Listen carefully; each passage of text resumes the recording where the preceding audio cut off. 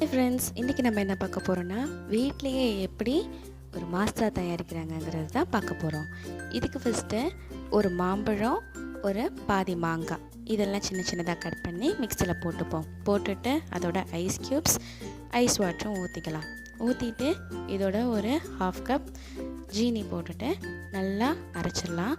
இப்போ ஒரு பேன் எடுத்து வச்சுக்கிட்டு நம்ம அரைச்சிருக்கோம் இல்லையா மாம்பழ கலவை, இதை எடுத்து அதில் ஊற்றி நல்லா கொதிக்க விட்டு சுண்ட விட்டுருங்க. இப்போ இதை வடிகட்டினா அந்த சக்கையெல்லாம் வந்துடும். அதை எடுத்து வச்சுட்டு இதில் 2 கப் வாட்டர் ஊற்றி நல்லா கலந்துக்கோங்க.